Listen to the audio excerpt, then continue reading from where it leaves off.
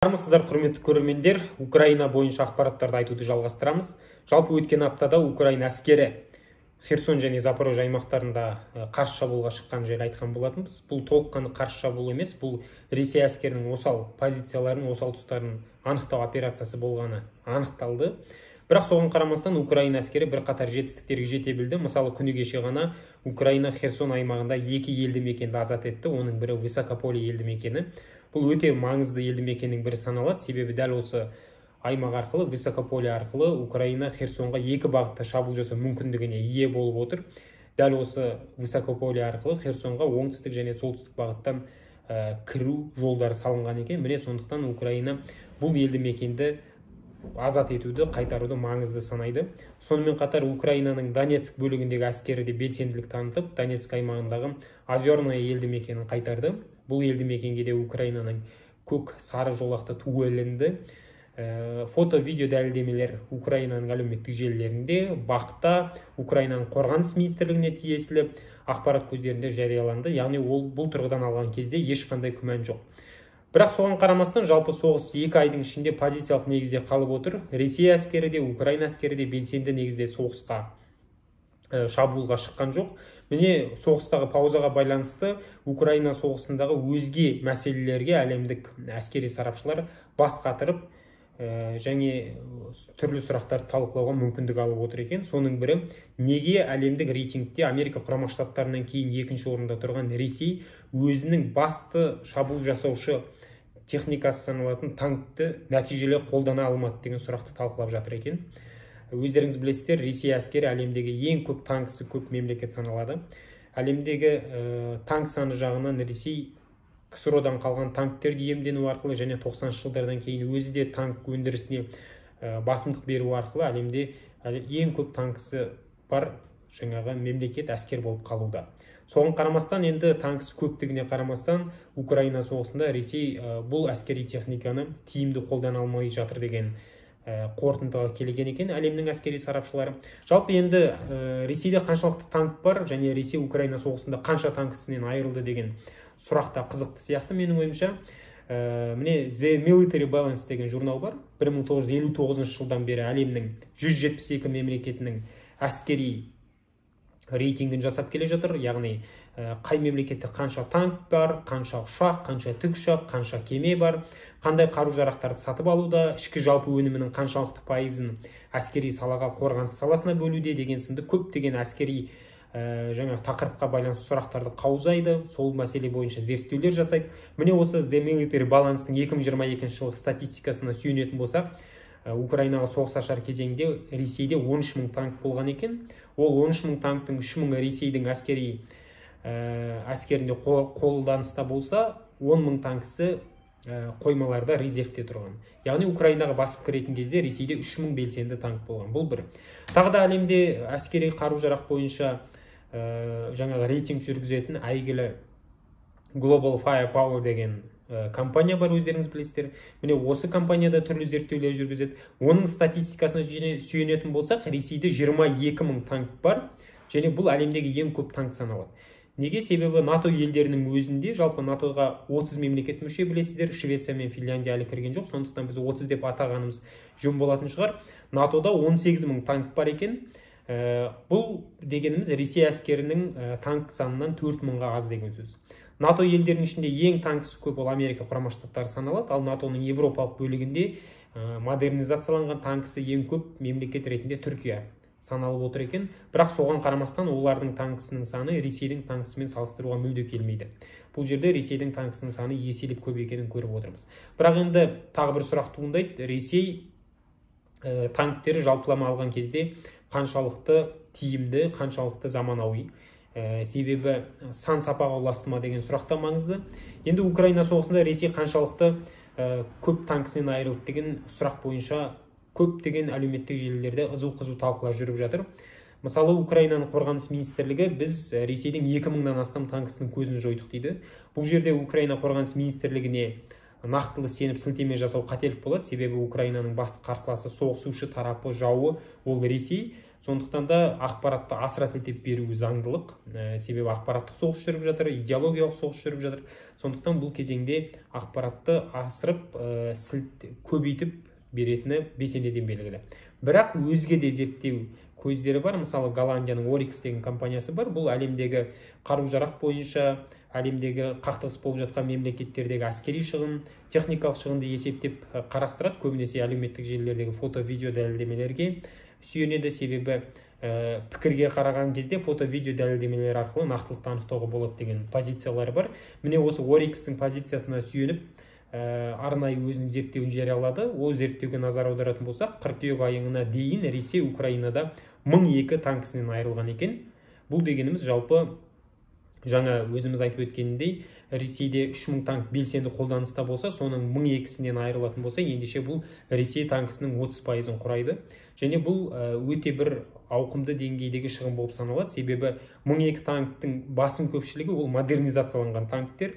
Ресей Украинаға соғыс ашқан кезде жылдам арада Украинаны жаулап аламыз. Bir қатар облыстарын тез арада бірнеше күннің ішінде өзіміздің қол астымызға өткіземіз деген позициямен кірген болатын. Сондықтан да тез жүретін, жылдам жүретін және модернизацияланған танктерді соғыстың алғашқы күндерінде қолданды. Негізінен Ресейдің қолданатын ең көп танкісі, жалпы Ресей әскерінің негізгі танктері саналатын 3 танк, ол Т-72, Т-80, Т-90 танктері, олардың модернизацияланған түрлері. Міне осы танктерді соғыстың алғашқы күндерінде Ресей Украинаға кіргізді және бір шамасынан айырылып қалды. Бір шамасы трофей ретінде Украинаның әскеріне де өтіп кеткен жағдайлар көп кездеседі.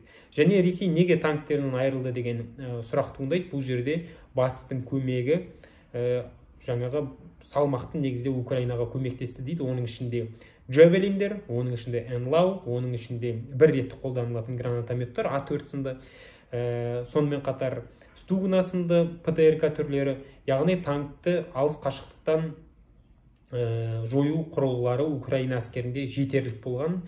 Батыстық жаңағы қару-жарақтың түрі танкты жоюға арналған Украина әскерінде жеткілікті болған. Міне соның нәтижесінде Украина Ресейдің әлемдегі ең көп танк әскері саналатын Ресейді ұрыс даласында тоқтата білді деген осындай бір байламға келген екен.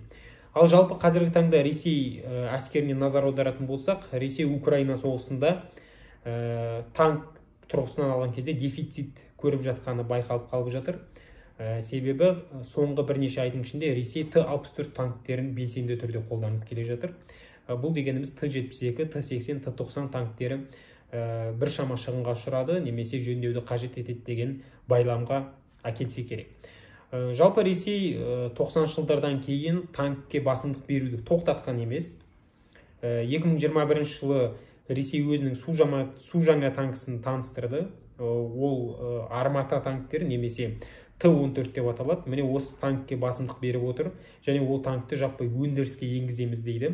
Бірақ бұл танк әлі күнге дейін ұрыс даласында көрінген емес, тек қана әскери шерулерде ғана 9 мамырда бір байқалып қалатыны болмаса, ұрыс даласында шынайы соғыста сыналған емес. Сондықтан да бұл танктер қаншалықты көлеммен шығады, қандай ұрыс даласында нәтиже көрсетеді деген сұрақтардың басы ашық қалып отыр.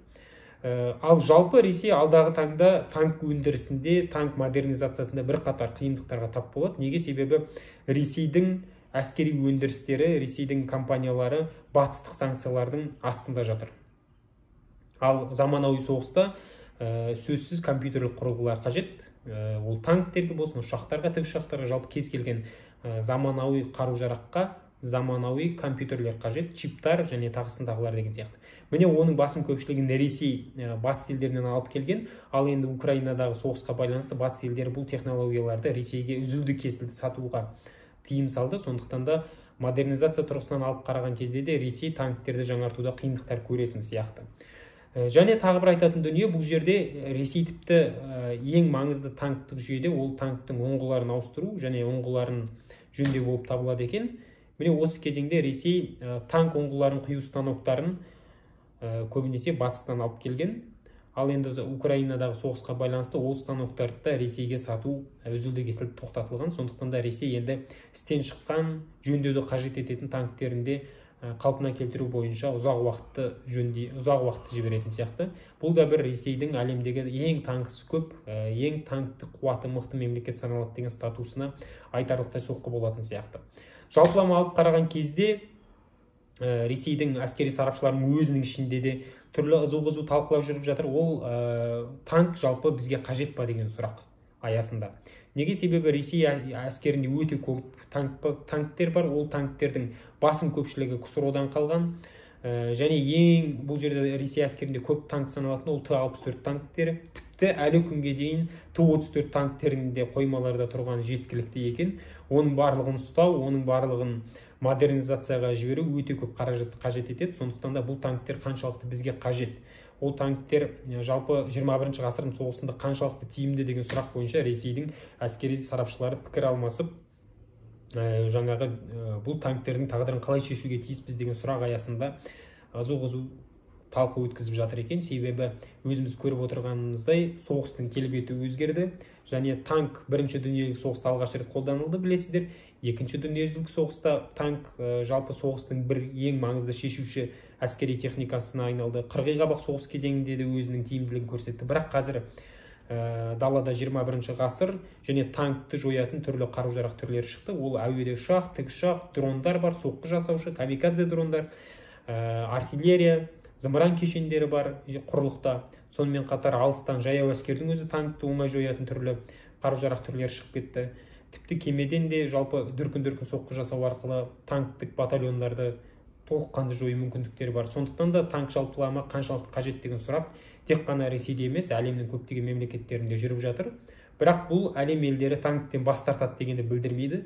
Танкті модернизациялау, танкке заманауи технологияларды енгізу, компьютерлендіру және танкті автоматтандыру, яғни роботтандыру, танк өздігінен жүріп, өздігінен соғысушы роботтанған құрылғыға, әскери техникаға айналдыру негіздерін қарастырып жатыр. Міне осы бойынша әлемде танктың саны алдағы таңда азаяды, бірақ ол модернизацияланған, роботтанған әскери техникаға айналу мүмкін дегенде пікірлер бар. Осындай ызу пікірлер жүріп жатқан кезде Ресей әскері КСРО-дан қалған және соңғы жылдары модернизациялауды қажет ететін өте көп танкпен заманауи соғыста нәтижеге жете ала ма деген сұрақты да Ресейдің өзінің сарапшылары талқылауда. Қысқаша айтқанда осы өздеріңізбен Украина соғысы бойынша түрлі тақырыптарды талқылауды жалғастырамыз. Сау саламатта болыңыздар.